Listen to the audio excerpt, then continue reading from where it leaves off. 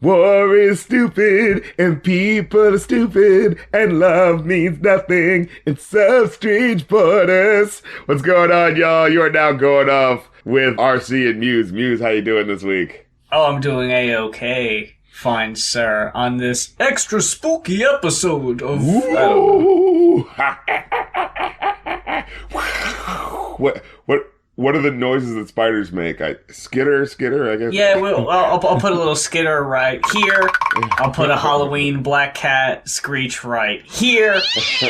If we didn't thoroughly scare you away yet, we have more festivities in order. Right. But before we get to any of that, like any good podcast, we got some business to attend to first. Yeah, we're about to surprise the life out of you with these half off sale or whatever the hell price off it is. The point is that it's less than it normally is. Respectfully take a fucking seat, because we're about to blow your fucking wig off with these, your fucking fright wig, see? It's Halloween still. Ooh.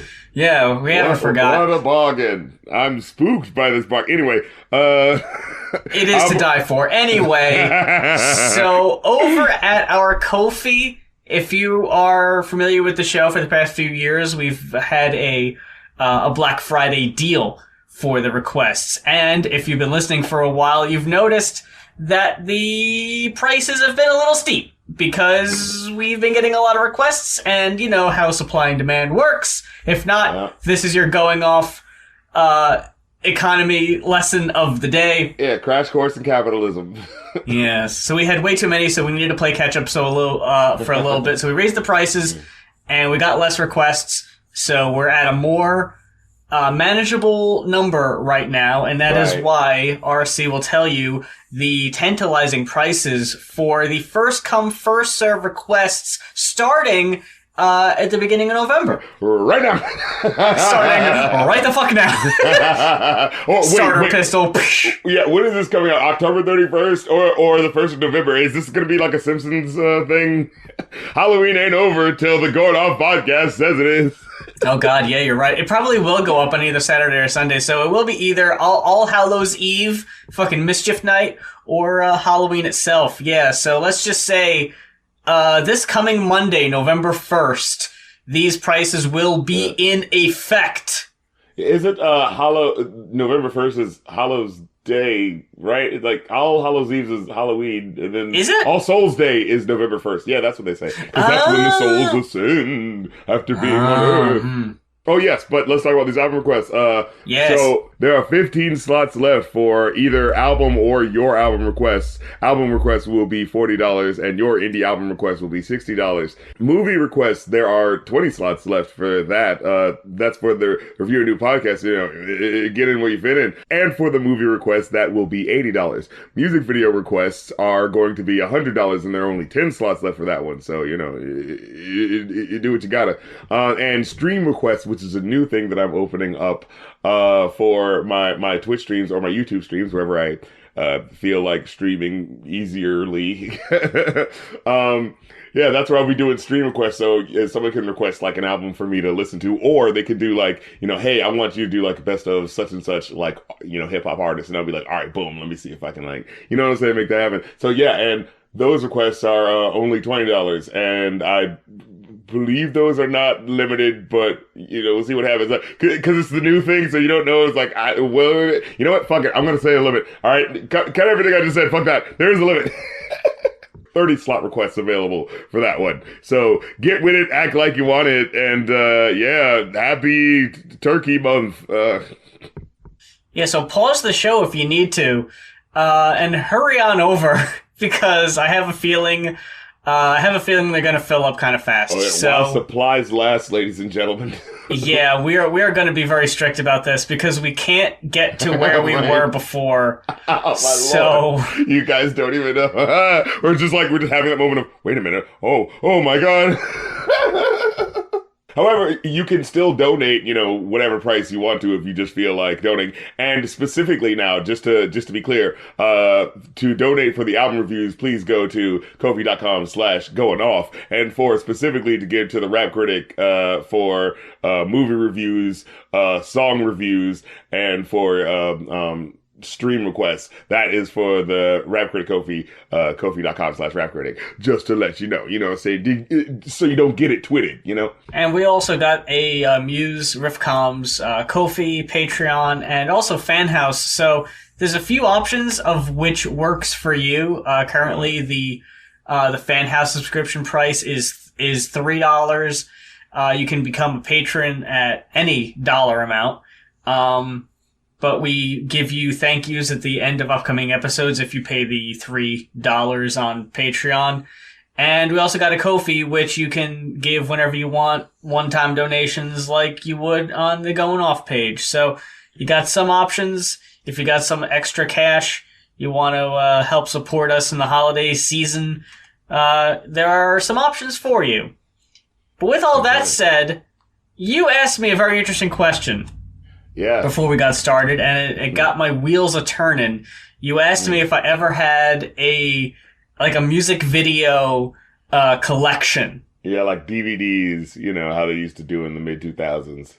I have a few different answers to that, so I'm going to let you talk about yours first. All right, so with me, it was 3 music video collections that I just had to have. It was Michael Jackson, Wu-Tang Clan, and Weird Al, just to show you like how eccentrically different my tastes were. Right? Before I forget, because I will, the first DVD I ever owned was the Weird Al music video collection. Hell yeah. It's not the one, it's the one with the green border.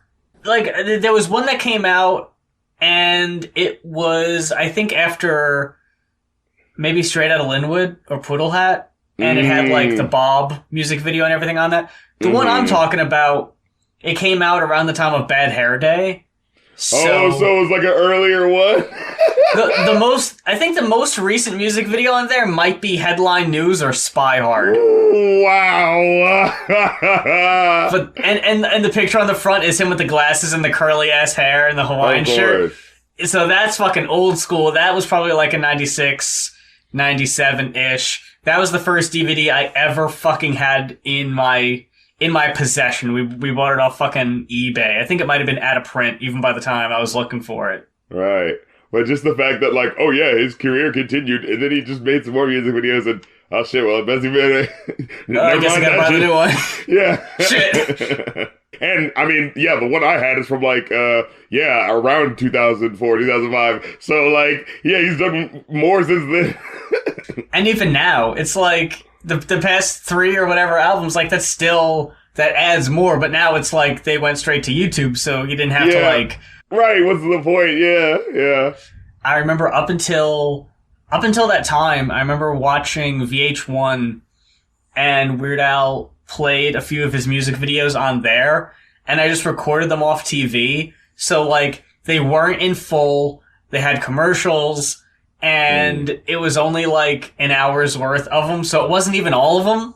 Yeah. So actually having a physical collection of them was, like, very exciting. And that's what pissed me off. They would only show, like, oh, here's highlights from his show and his, satellite show that he would do, like, every year whenever he put out the fucking Al, like that. Oh my god, Al TV was so much fun. Yeah, it was like, god damn it, show the whole fucking thing. Like, I would pay for the fucking DLC just to own, like, all of those videos. I don't care if they are on YouTube. I just want to have them. You know what I mean? Like, it's got that sentimental value. Like, I want that. I know there were a couple other ones you said Wu-Tang and Michael Jackson, but while we're talking about too as well, yeah. While we're talking about Weird Al, I don't want to get off the topic just yet. Another thing I had ordered off eBay back in the day, an out of print thing, is the Complete Al. Yeah, where it's spelled weird. Have you ever seen this? What is that? Yeah, I didn't even realize it's spelt wrong. Wow, I never noticed that. Yeah, it's actually on YouTube for buy or rent. If you've never seen it before out there, it's a mockumentary about Weird Al. It came out in 1985, so Wow. it's like at the height of Weird Al's like Eat It was still pretty new. Dare to Be Stupid is the most recent album. So let's strike while the iron's hot on this one. Yeah, so that had a few music videos on it. Not too many. It really focused on like the most recent ones, so like Dare to Be Stupid's on there. I think This Is the Life for God, what was that movie? Johnny Dangerously. Yeah, we reviewed that on our podcast, actually, the movie podcast. Oh yeah, that's right. Yeah. And I remember there being two different versions of that music video. One that actually had movie footage in it, and the other one that had like footage that he had filmed, and it was just like him being rich. Yeah, I remember watching that music video and being like, "What the hell movie is this?" Yeah, what the hell? Like, do I want to see this? Like, am I gonna find this funny as a little kid? Right. But that also had at the end of it, it just kind of like gave up being a mockumentary, and it just was clips of Al TV segments. Yeah. And I fucking love that shit. And I couldn't wait to see like the full broadcasts. And luckily, within the past year, I was actually able to find some of them online and watch the whole thing. And it had the original music videos that he showed for like Sparks and a few other artists. And just kind of like novelty songs from the time and stuff that he picked. And that's all well and good. I want to guess that for Michael Jackson, because I think this is another one we had in common, The History. Yeah. Oh, yes. I had the History one, and then wasn't there another one? Dangerous. We had the Dangerous video collection. That's what we had. We had History and the Dangerous album. That was the 1991 album where it's like his face, like you only see his eyes, and there's like a whole bunch of circus stuff around him or something like that. Oh, okay. So yeah, side one is the older ones, and side two is Scream. That video. Yeah. Childhood. Fuck Scream. Oh, Scream was a fucking smash. The brother and sister duo, you know. I fucking love. I remember the trivia of being like, this was the most expensive music video, and looking at it, it's like, I mean, yeah, I guess I see it, but at the time, I probably like now I imagine people might be able to like make that shit in their house with their own special effects. But it's like, whoa, what the fuck? They got like anime clips in this music video. Yeah, that was like the first time, like having that moment, like, you got some, you watching anime? What's going on? Watching anime in that spaceship? What's going on with your fucking spiky dress? Wasn't the black and white camera like part of the big budget of the video? Like just the fact that they made it black and white or something like that? Are you serious? Yeah, you know what? Maybe. I remember not having the most recent music videos. I would have fucking really liked to, though. There was definitely a time period in my younger days when I was probably like 9 or 10 that I was like super fucking into Michael Jackson music videos. And I had the History double disc that it was one of the very few CDs that legit was so fucking scratched up that it wouldn't play anymore. Like, I do not have many CDs that happened to. I have fucking Weird Al CDs from my youth that aren't even in that bad of shape. But the first disc of History was so fucking beat up. Damn. So like, yeah, I can't even front. I fucking loved that shit back then, and I loved the fucking music videos. Yeah, like the one for Childhood, you know, was all nice and mystical. It was for Free Willy too, but all right. I don't remember seeing that one. I forgot. I remember he had a song in Free Willy too, though. Yeah. Yeah. The one that's like, do you guys see why I'm like this? Oh, God. And then You Are Not Alone. The one is, I'm totally in love with Elvis Presley's daughter, you guys. Oh, Lisa Marie. Yeah. Yeah. Then Earth Song, which I always thought was like the big epic joint, right? Which is like, what about after that? What about it? What about the man? where he goes full like gospel preacher mode, but it's like about like, you know, fucking the earth and how we need to care. And it's like, okay, you know, you heard that fucking 80s song I did about heal the world. Let's fucking step it up a notch. It's the 90s. We gotta fucking get in your face. We still haven't done shit. Michael Jackson has to come back out and yell at you. Yeah, and the music video is so epic. It's like he's showing like, you know, destruction of forest, but then like showing Michael Jackson getting like furious and pissed, and he's like hangs on to two trees while the wind starts blowing up and whipping up and shit. Oh, shit. And like all of the things that were destroyed start like going backwards. So like, you know, elephants that are like, you know, dead and have their tusks like ripped out, all of a sudden they like open their eyes and like the tusk comes back on. And oh my god, what the fuck? It's so cool and insane. And you know, you see like trees like epically like moving back up after being knocked down and all that sort of thing. Yeah, whoa. Yeah. It's like, what about the man? What about us? What about everything? Do I give a damn? I was like, oh shit, tell him, Michael. What about the fucking, they don't really care about us, Michael Jackson in a jail yard with his denim. And aren't there two versions of that video? And I don't think... Yeah. I remember there being two versions, but the only one I'm remembering offhand was the one where, like, I think he's wearing his denim shirt. And he's like, I think he's in a jail yard or something. Yeah, that's the one Spike Lee directed where he's in a prison. And oh, sick, okay. The one that's in the video is the one where he's in, like, Brazil, and... Okay. Yeah, and I remember it because he's wearing it looks super, like, early 90s. He's wearing a really colorful outfit, and, like, and he's, like, but he's wearing, like, jeans, and it's, like, Michael Jackson at the most, like... Nah, you're a white woman now. Like, you can't even act, like, can't even... I remember it looking really weird when he was in the fucking jail. Like, it looked really strange. Yeah. Yeah. But it's one of those things where it's just like, but as he, you know, lightened up, it's like, he specifically went, like, super pro-black and, like, you know what I mean? Like, it's like he's trying to, like, compensate for it, you know? Like, I guess, I don't know. Because didn't he start hanging out with, like, Muslim Brotherhood as bodyguard security or something to that effect? I think so. Yeah, I do vaguely remember that. But, how did I fucking forget the Remember the Time video? I know that one was on the one I had with fucking Eddie Murphy and shit. That fucking video is really good. I love that video. It's so funny. Yeah, that's a good one. What was that one Twitter breakdown I think we talked about on the show before about the dude who's just like, damn, Michael Jackson's a real asshole in this video. He could come into the temple of the pharaoh and then just start hitting on his girl, the fucking queen of Egypt. This man just cut off someone's head for telling bad jokes. Like, yeah, he did. He's not to be tangled with. But yeah, when you asked me initially about music video collections, when I first got any kind of file sharing service, like I think it might have been Kazaa or LimeWire, I downloaded just random... I just typed in music video and just downloaded whatever the fuck came up. He's like, I want to make my own MTV. Like, I seriously, like... Because I think this might have been before... Wait. Young Mues is subverting the system. I think it was before VH1 Classic was a thing. Because after that, it was like, well, I mean, they're showing old videos all fucking day. I could just turn on that if I wanted to see old videos. But if it was just like, I would just think of a song and be like, I wonder if that song has a music video. And I would just hop on there and just download it and just be like, oh, well, yep, there it is.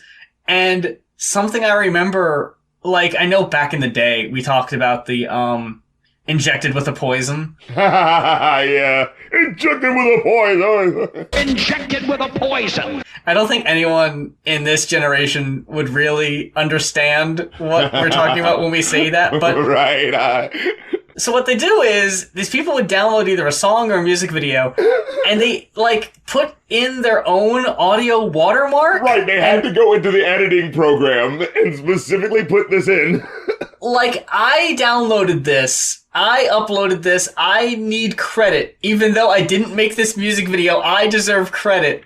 And one thing I remember seeing a lot was just a random audio of, what was a fucking techno song that was sampling someone talking about the murders at Jamestown, which is so weird. But it's so fucking weird Yeah, I remember that one music video, if ever it was like a rapper, like Redman or Method Man dude who like smokes weed, it's like some dude who looks like a homeless guy smoking weed, and it's like, it just does like a real quick, like picture by picture of him moving while the rap goes like, puffin' to herb, and he's like, passing it to you.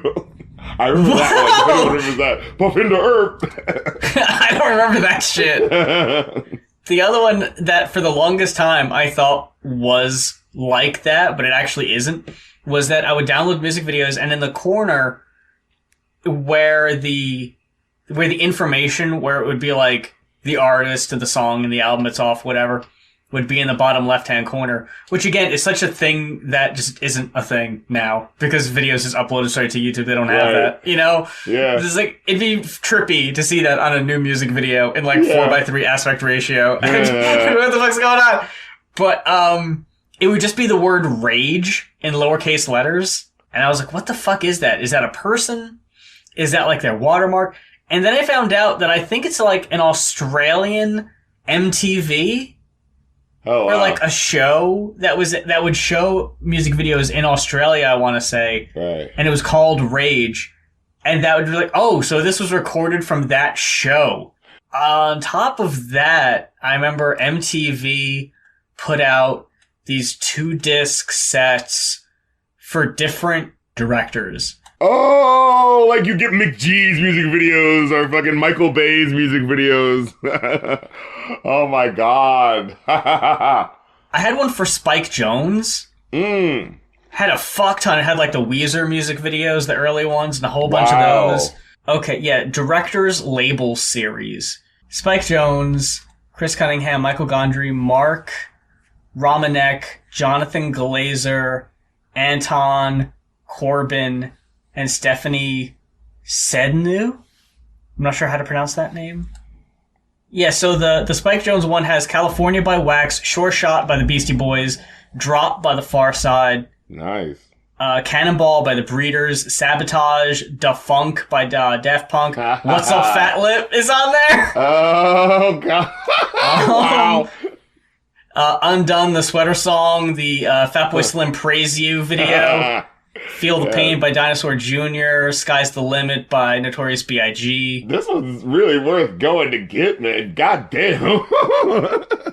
Let's get to today's albums. Who should we start with? Oh, I think we gotta start with your boys. Oh, Car Seat Headrest. We gotta start with Car Seat Headrest. No strangers to the show. And right. I want to guess, but I'll look up just to make sure that I don't speak out of turn here. Yes, of course. It's requested by Dr. Goatman. Ha ha ha. The real MVP. It's Twin Fantasy by Car Seat Headrest. And I'm just going to go ahead and say, I don't really get the hype for Car Seat Headrest. Oh, no. I don't think they're bad. I don't dislike their music, but I just don't see what all the fuss is necessarily about. Like, musically, I think this album's really good. I like the instrumentals on here. I think they really have some really good instrumentals, but, like, so much repetitiveness in the lyrics. And, you're absolutely right. Like, where there would be some songs where I actually did really enjoy that it was like a really long song going to different places when it was doing something with it. And then there were other times, what was the song that was the longest? Famous Prophets, Stars. Jesus Christ. 16 minutes. Never ended. And like I said, 16 minutes. And there's like maybe like full minutes where it's just like one phrase. With Famous Prophets, it wouldn't be so bad, but a lot of the things that were being repeated were callbacks to the 13-minute song in the first half of the album. Right. They just worked like bookends. The second track and the second to the last track. You got a 13-minute track and the 16-minute track. Now, I enjoyed Beach Life and Death. I liked the we're going for a goddamn orchestral movement of a track in this bitch, like. By the time we got to Famous Prophets, though, I was just like, all right, you already made me do this once. You already had me sit through it once. Right. What do you got this time? Yeah. And I guess I was just fucking tired. Like, the album is over an hour. And by that point, or something. Yeah. to look at when you're almost done And the second to last track is 16 minutes. Right, it's only 10 tracks. Yeah. So it's like, this better be good. And if it's not amazing, if it's anything short of amazing, right. I'm annoyed. Like, God damn it. Like, I will say, the first track started off, it was a really fun sounding, like, pop song, but it was only, like, a fucking minute and a half. And it was like, well, I wish this was longer. And almost as if to, fucking insult us. Like, oh, you want longer? Oh, man. Then track 2. And then, what the fuck was track 3? Track 3 is, if you want to call it a track, all I have written down here is, okay, cool. Anyway. Yeah, right. Like, I'm sure this meant something. It's just, stop smoking, we love you, just, like, repeated. And it's a pretty short track. And I don't know, I mean, I wouldn't follow a 13-minute song with that. Right. Necessarily. Yeah. But, yeah, that was, it got the lowest rating from me. I just don't know what the fuck that was doing there, really. I guess this kind of felt like a concept album with how many themes were repeated, because I think the smoking thing, because later it says keep smoking. Oh, doesn't it say there's one track called Sober to Death and then another track called High to Death? Yeah, so those are even like callbacks to each other too. It really is like the album is going in one direction towards the middle, and then right when it hits the middle, it kind of like backtracks and covers everything that the first half did, but backwards again. Yeah. Which is fine. I don't know. I just kind of thought the album was kind of boring. Yeah, a little bit watered, like a little. And for being over an hour, yeah. Yeah, the inflated times of the tracks, you really got to say. And now, to be fair, he is saying some fun stuff. I actually do really like some of the things that he says, like little fun, slick stuff where he'll like break the form of what feels like he's just singing, and then he'll be like, oh, okay, and this is the part where the hook where the verse is still building up. The hook's not here yet. But if you listen in the background and the music's coming up and it's sounding really cool. Anyways, back to the music. And I was like, what? I thought those moments were kind of charming, but I don't know. I liked more... You get a little too much Bug Hunter energy, Ooh. Now that's a name I haven't heard in a long time. Look, maybe I just like the spindly, quirky, white guys in nerd glasses making pop songs, and that's just not your bag, baby.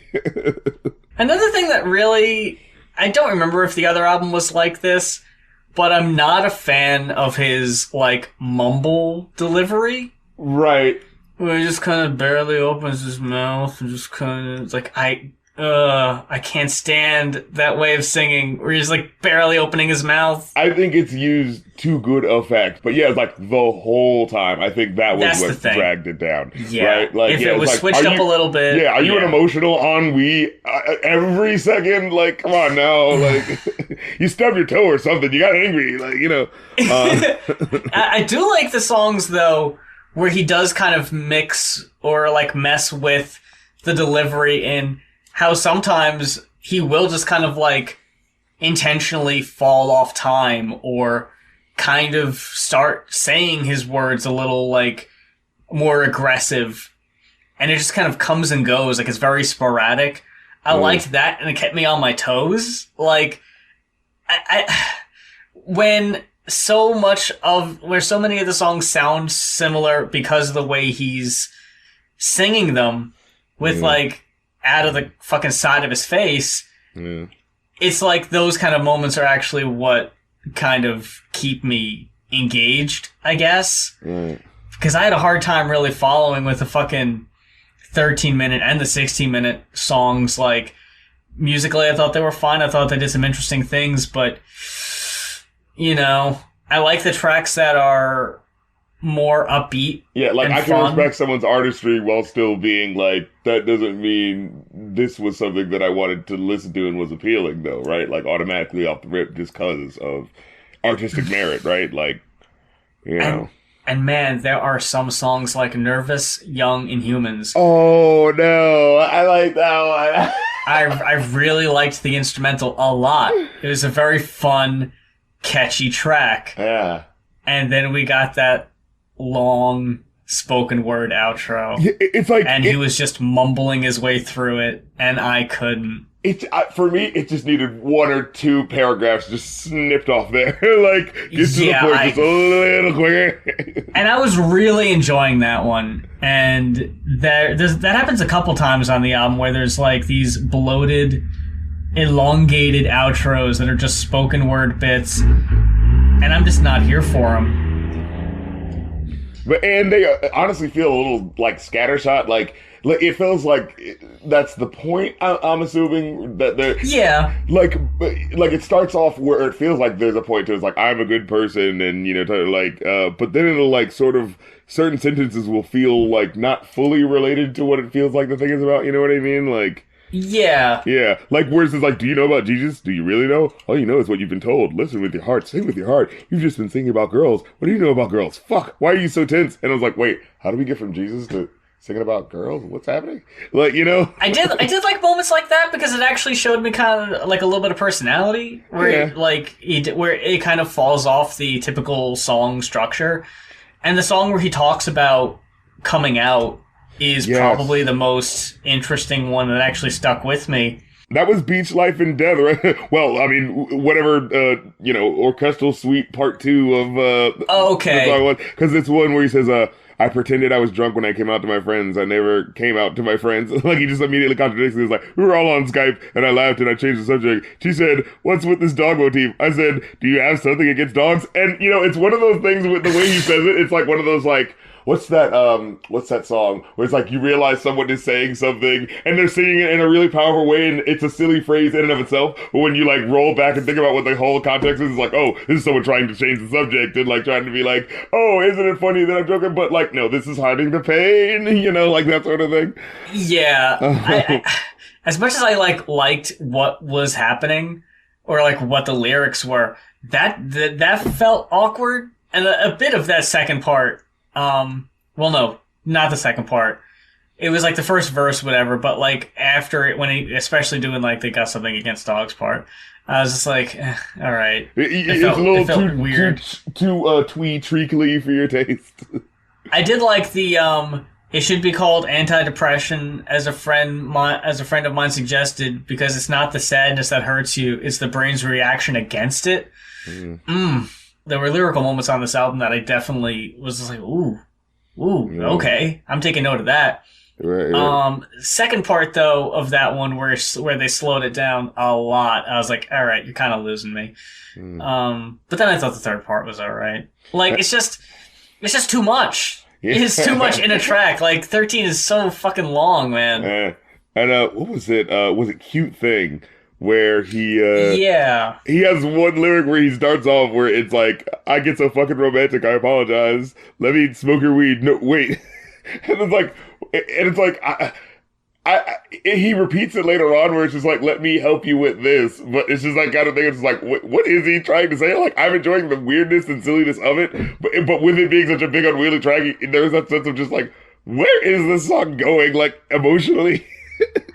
Yeah, I thought Cute Thing was one of the better tracks that wasn't super, super long, because I feel myself feeling almost obligated to give those songs higher ratings just because they are so fucking long. Right, there's so much put into them and there's so many things he's saying, but like, does it really, come together as like a musical picture, right? Like I want to like those tracks because they do have moments that I am genuinely entertained by, but as a whole, it's like, am I feeling this whole song? Yeah. I don't know about that.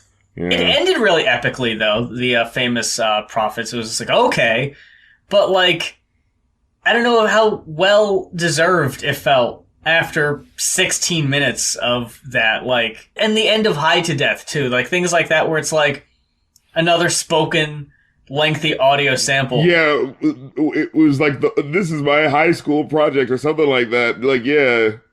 I can't see people not skipping over that. Right. Like when they're listening to the album, like if you're listening to the album from beginning to end, you're skipping over that, right? It's literally, like you're not chilling with that. Yeah, it's literally just someone like, my portfolio is a collection of paintings that was created last summer in the first half of my senior year called The Lady, and I didn't feel very well. And it's just like, Is this why are you just giving me an art exhibit? I literally can't see the painting. This doesn't matter to me. Like, I feel like this is kind of what you've talked about on our reviews of Brockhampton projects. If you're familiar with the musician, right, and you find them genuinely interesting, moments like that will probably do better with you. Yeah, for you a little better. If you don't know them from Adam, though, you really are just like, I don't give a fuck. I don't give a fuck what you're talking about, dude. Can we move this along? I want some hooks to sing along to, man. What you got for me? Would you feel comfortable wrapping this one up? Yeah, let's wrap this up. I give it a 4 out of 5. I got a 3. I got a middle of the road 3, which I thought was fine. Moving on to Moodie Black and FUZZ, though, however, which I really wasn't sure. Who requested it? That would be James Ollis, or Olis, I'm sorry, requested Moodie Black and FUZZ. And I remember at the end of our recording last time, I read the description on FUZZ's Bandcamp, and it sounded really pretentious and like up its own ass, and I was just like, wow, this is either going to be super fucking interesting and cool, or this is going to fall on its fucking face. And man, I gotta tell you, I was annoyed that their Bandcamp didn't offer a physical copy of this album, right? Because I wanted to buy one, and I couldn't. Yeah, that's right. Because here we go. I dug this. Woo! Flames! Yeah. Flames coming out of the side of my phone as the song plays. My speaker is permanently damaged and scorched. Yo, can I tell you something? When I got to track 1, Selfiness, the melting puddles of black, I was man. We're here, rock my face off.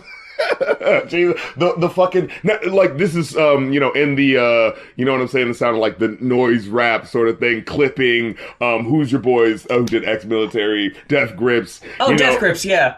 Yeah, it's like experimental, like rap hip hop, hip hop rock, but with this grungy in your face with the like sandy quality with the thing. But let me tell you, they get this shit down in this way where it's like, I want to hear the next track. I want to hear how this sound is going to mutate now, especially when you go like, it happens like once or twice on this album where it's like, it starts off with a bigger song and like a faster song and you're like rocking out to it, and then it'll like smash cut to the next song and it's like the BPMs are like, 100 times slower, something like that, and it's just and you just like it just feels like its own drop where you're like, oh shit, we're listening, okay. Like, it just kept happening where it was just like, yo, I'm here for the ride. I'm done. Fucking strap in. We about to hit these fucking hills and valleys, I only a couple times got vibes of like kind of being reminded of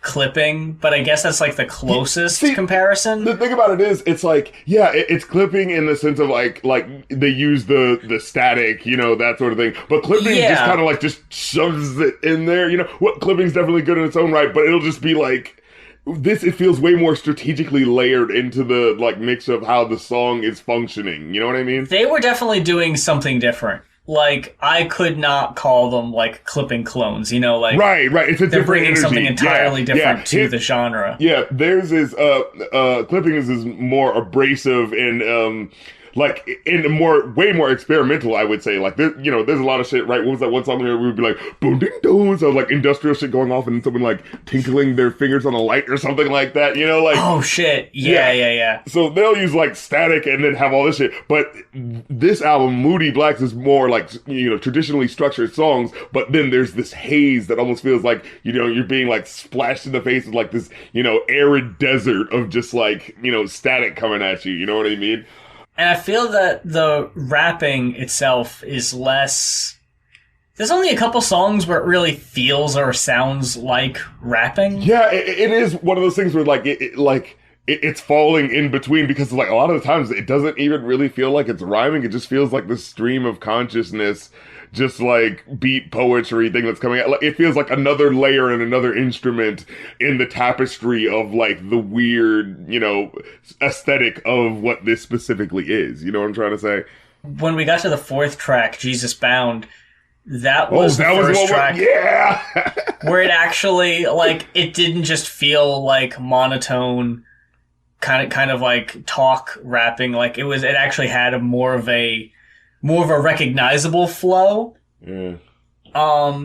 Like I thought the flow on Selfiness was better than maybe Feels or Picket Fence. Sure. Selfiness and No Mames. And No Mames was, that was the highlight. I'm trying to pick the ones that got the highest ratings. HIV or High V. Or My Penis, My Baby Fat, and Ceiling Fans. Those are the tracks that got the highest ratings for me. And honestly, the song that got the lowest rating is the last one. Which one? Instant Meme Minor Purge. Yeah, some of the latter half of the album I like didn't dig as much just because like by the time I'm in it, for the first like 5 tracks, I think it was like just solid. I'm okay with like milking and baiting in the sound, but then it's like by like track 7 or 8, it's like, okay, give me, make something stick out, make something. I get you. With that in mind, I still would say that like it's still a solid enough, enjoyable piece going through, especially like I said, Jesus Bound, where they used that sample that Kanye used, the pound of falling in love. But it's the way they flipped that was so cool. The distortion and how it like cranked, it's like an old crankly radio is like playing it. Yeah, like, oh my god, it was so cool. The fuzziness of this album is so fucking cool. Like, like when we were talking about how clipping is noise in the way that like they luckily don't do it too much anymore, but they would used to do this thing where at least one track of every album would have really fucking annoying loud ass feedback. Yeah, like just an alarm clock going off as the beat. Or that, like, oh my god. They would work some type of actual noise into it, and in that way it's more experimental. In this, the noise is just how fuzzy the synths sound, and the guitar is so fucking... I can't even think of a word besides fuzzy. I guess crusty, maybe? Yeah, what is that? Do you remember Shoegaze, that one Shoegaze album we listened to? It's like that, but someone turned up the fuzz, and it's like, so you're still in that milkiness sound, but there's way more words being said, And it's like... And very crispy, Yeah, very much more crispier words. But at the same time, it's like... But since it's still kind of that shoegazy, soupy feel, like the words themselves aren't like, they're only every now and then really, really like coming together to hit you with the meaning of something. Like every now and then it just feels like it's in this flow of like, where are you going? What are you talking? What is this crazy shit you're on right now? Like just wild out shit that this motherfucker will say.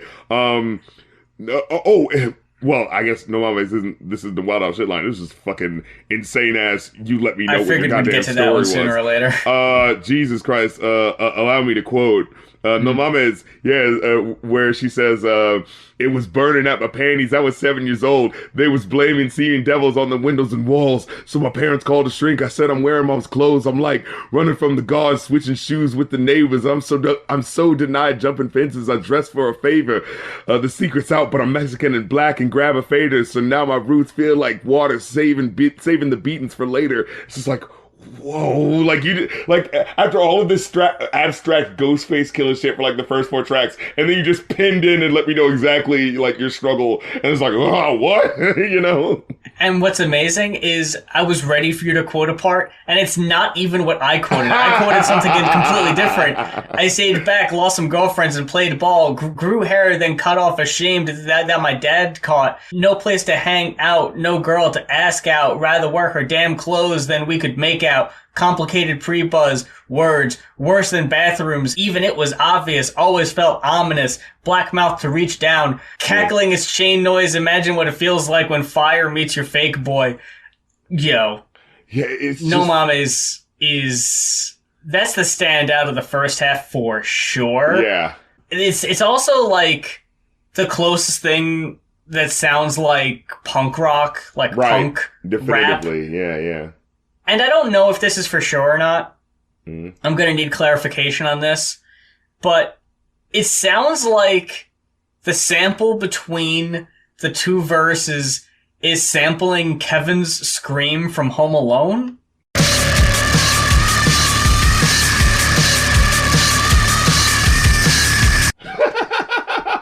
And I'm gonna need someone to verify that, because I feel that's what it sounded like. And if it was, that's an amazing pull. If not, that's what it sounded like. Yeah, and the next couple tracks, again, like, they're solid enough, but I do kind of feel like they don't, like, after, you know, like I said, I have listened to your style by this point, right? Like, you know what I mean? What's new about this track? And I do kind of feel like I'm the one that I love kind of doesn't, it's just kind of more there, like, you know what I mean? Like, I thought that one was strong as hell. I actually thought the next 4 tracks were really, really strong. After that is when it fell off for me. The very end. Right. Look me in my face. Yeah. Am I bad? And Instant Me, Minor Purge. Those 3 got the lowest ratings for me. And I think part of it was, like what you said earlier, just kind of getting a little, I don't want to say bored, but a little used to the delivery and wanting something a little different. Yeah. I also forgot to quote, there was a part in Selfiness I wanted to quote before we got too far away from it. Yeah. All I see is bodies, mock ropes hanging from the moccasins, learn to be at stress with the awkwardness, new limb conscious, way more peace than less fat, skin still the same since our birth, hurt, well-wrought paranoid, flame dame quilted, quitted in rainbow shame, changed now I'm blamed to the breast arranged, aimed that I'll never flick rich in a misfit blitzed of a glitch rich bliss for the first wish missed. Whoa! What a blizzard of words. Holy fucking shit. That might be a record for in rhymes that I've heard in a fucking while. Yeah. I was just like, that was... fucking Selfiness is one hell of an opening track. The first line of the song is God as fuck. Yeah, right. Yo, As soon as I saw that, I was like, okay. I'm in for a good fucking time. What an opener, you're right. God as fuck. Wow. What's Holy happening? shit. That was fucking dope. Oh yeah, ceiling fans. Yeah, just again, it's one of those things where it's that abstract shit where he's like, the chorus, you're kind of going like, wait, does this make sense? And we're like, I don't know, but it's fucking banging. Like, I see the problems y'all have and I see ceiling fans. It's like, you do? That's the thing with a lot of these tracks later on. I have less notes for them, but just about every song has this fucking instrumental slaps. This fucking beat is sick. This is fucking going way too hard. Yeah. The fucking beat in My Penis, My Baby Fat goes so fucking hard. I was just like, yo, this is ridiculous. And like her rhymes are so like, just like jewel encrusted lyricism that again just falls in and out of definition. Like, it's very cryptic. Yeah, it's an abstract for sure. Yeah, like it's hard for us to like quote the lyrics because it's hard to remember what the cadences are because they're just so like embedded in the texture of the track, you know. On this one, I walked away with a 4. How about you? I give it a 4.5. Yeah. Ooh, okay. Yeah, shit. That's fucking legit. Yeah, this was sick. Definitely give this one a listen. That's for sure. That about wraps it up for this week's episode of Going Off. We thank you so much for spending your Halloween weekend with us. Ooh. Of all people. You gotta be either setting up the candy or closing all the windows and turning off the lights and pretending you're not home. Either one, you've got something going on and you're busy. So you've got other things on your mind. But if you do have an album that you would like to request for us to listen to, and this happens to be the beginning of the month, and you want to check out our Ko-fi, that is ko-fi.com/going off. That's GOINOFF. And check and see if there are still some spots left open. Because by this time, people have already listened to us describe it. Yeah. There may already be slots taken up. You don't know. In addition to that, also, if you don't want to miss any updates on everything else we got going on, make sure to be following us on our socials, on our Twitters, our individual uploads on our own YouTubes, because we got our own content outside of this, which I'm sure you're well aware of at this point. If you happen to not be, though, by chance, and if you're not familiar with the Riffcoms page and you're here from RC's side of things, which tends to be how a lot of people get here. I notice, like, they like your album reviews, because I don't fucking review music anymore. But for when you do, people kind of get referred and they want to hear your thoughts on the albums. Sometimes they may not be familiar with my stuff or know who I am. We try to post content every Friday on the Riffcoms page. Subscribe if you're not already. And we also, obviously, if you are on YouTube and you're watching this, not listening to it on Spotify, we upload the show to this page as well.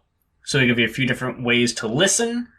As you mentioned earlier in the show, RC, you got the Twitch streams going on. Twitch.tv/rapcritical. Although I am moving my stuff more onto YouTube. Like, I did my last stream just to be like, hey, can I still do it? And would it be, how relatively easy would it be to stream on YouTube and go, oh, okay, all right, well, I might just switch it up, just to see what goes where, anything. Yeah, I'm doing that. Of course, patreon.com/rapcritic, where you can join the Patreon Discord and get to see episodes early and, chat with fans, stuff like that. Also get to hear exclusive episodes of my movie podcast. We're right now on Quentin Tarantino, while also in the middle of course, taking a movie request. We just got one for The Green Knight, and I haven't seen that, so I want to know what's up with that. But yeah, that's about what's happening on my end. Of course, on the Instagram, Rap Critic. I think it's just it's the real Rap Critic, or the real Rap Critic. I think it's the real Rap Critic. Yeah, no, on Twitter it's the Rap Critic, and on Instagram I'm the real Rap Critic. Yeah, that's how it goes. Yeah. Well, until next week for Going Off, I'm Mues, and I'm the Rap Critic, and I haven't looked at your mom for so long. I've forgotten how much it hurts to. Oh, you like that? Your mama jokes. Boom. Got your ass in 2021.